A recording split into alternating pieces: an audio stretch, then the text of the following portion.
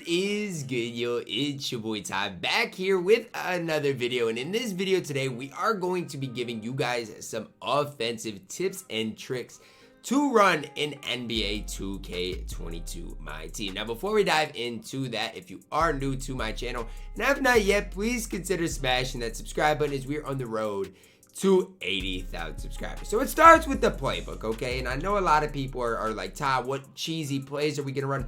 Look, this is gonna be for the majority of comp players out there, okay? So yes, you can run some 3-point plays against, the average 2K person, but against competitive MyTEAM players, it is hard to run plays consistently. So the Bucks playbook, time and time again, is the one that I would always use. So go in here, you go to playbooks. I don't know exactly what it was going for. The last time I looked, it was pretty cheap.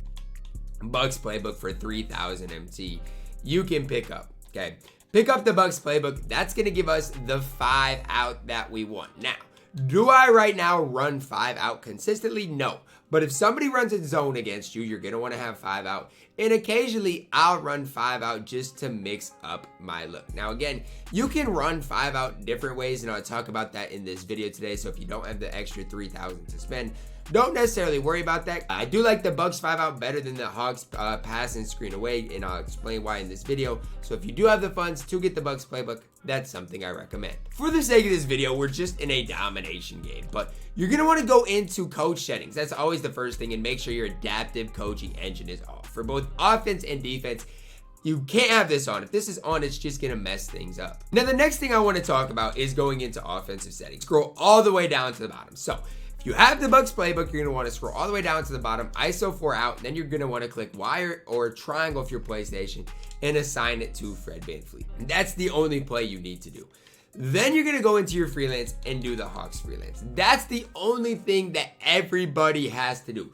You don't even have to do the play selection, because I'd be lying to say in the majority of games that I even do this. I don't run 5 out enough to do this. The only reason I would do this is if somebody runs a zone, or if you just want to mix it into your offense. But the Hawks freelance is legitimately the only offensive setting that you really have to adjust. Everything else is fine. And just, man, since we are talking about the offense, turn your shot meter off as well, man. Just make sure your shot meter's off. Otherwise, these settings, you might as well throw them in the garbage. So if I win the jump ball, I'll show you kind of what I do, okay? So as I'm winning the jump ball, I'm already getting into my freelance. So what you're gonna want to do is click right on the D-pad, and then you're gonna want to go to the freelance and then Hawks and then 2018. Now what this does is, if I call a screen and roll, just look at my spacing right now, right? Look at my spacing. Now what I do with this is normally, okay, I try to find the opponent's weakest defender. Unless I just run my pick and roll through the mud tumble, which I do a lot of, I try to find the weakest defensive player on my opponent's squad. So for example, with this, it might be Kristaps Porzingis. A lot of times, if people are running Kyrie Irving, they'll put Kyrie Irving on Kawhi Leonard. They'll run my pick and roll through Kawhi Leonard. But for example, I think Kristaps is a pretty weak defender, so I'll get him involved in the pick and roll, pick and pop type setting, and really just try to expose him. But you guys can just see how good my spacing is. And again, if it breaks down, you don't necessarily have to positional play call. You can just hold LB or L1. And then you can obviously run your pick and pop. But that's my main offense. I'll be lying to say my main offense is a 5 out or anything crazy. I get the ball to my point guard, and I normally use positional play calling to call for a screen and roll. Pick and pop, whatever you guys want to call it. That's normally what I do.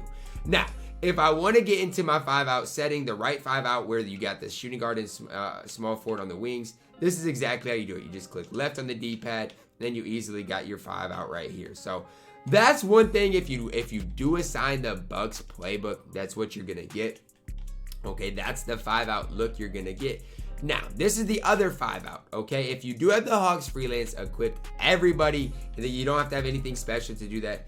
All you have to do is pass and screen away. Now, what this is different, right? You guys see my Dale Ellis is in the corner, and my Gus Gerard is at the top of the key. Not only that, look at how far away they stand. Most people don't have range extender at this stage of my team, and range extenders like broken, or limitless threes is broken. So would I ever recommend you guys run the pass and screen away 5 out in the Hawks freelance right now in my team? Absolutely not. If you want to run 5 out, make sure you get the Bucks playbook. That's what I'll say. If you want to run 5 out, which a lot of people do, Get the Bucks playbook. It's so much better spacing right now with your best shooters on the wings and your center and power forward in the corners. It's just so much better spacing. You don't necessarily have to worry about anything else. And if that breaks down, you can just go right into your Hawks freelance pick and roll, pick and pop, and you can do exactly what you want to do. So offensively, I mean, it's pretty simple. What I would say is if you do want to run 5 out, mix it up with the pick and pop still. I think the meta right now in my team is the pick and roll, pick and pop 3 hunting type of meta, because if you do attack the rim, you're probably going to get blocked at least a decent amount. So for me, it's the pick and roll, pick and pop, right? Probably pick and roll with an inside center is what you're primarily going to want to do with the Dikembe, with Wilt, whoever the case might be. But running the pick and roll, right, 3 hunting off of it, maybe getting a couple free boards is probably going to be your best offense. Now, whether you're running Fred VanVleet, whether you're running Kyrie Irving, no matter who you're running, you can make it work. Now, one thing I will say is kind of an offensive tips and tricks thing. If you're running Wilt Chamberlain, make sure you're running a point guard that can 3 hunt, right? Because a bad combination would look like this, okay? A bad combination would be like Derrick Rose and Wilt Chamberlain, okay? Because Wilt can only roll, he can't shoot. And Derrick Rose isn't necessarily a 3 hunter. So if you're running Wilt Chamberlain, you might want to run a point guard, maybe like a Kyrie Irving type guy or a guy that can 3 hunt pretty good. If you want to run Derrick Rose, you got to have a guy that can pop. Dikembe is good enough.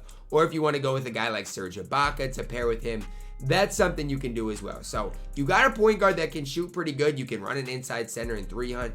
Otherwise, you can't really pair a rim running point guard with a center that can't shoot. It's just not going to work out very well offensively for you. And trust me, I know that because I've experienced it firsthand. But again, 5 out, do I run it a lot? No. But if you can dribble pretty solid, if you can create your own against the CPU, I mean, it's really unstoppable, right? You get past him. There's really no shot blockers in there. I could have easily passed it to Kawhi for an open jumper.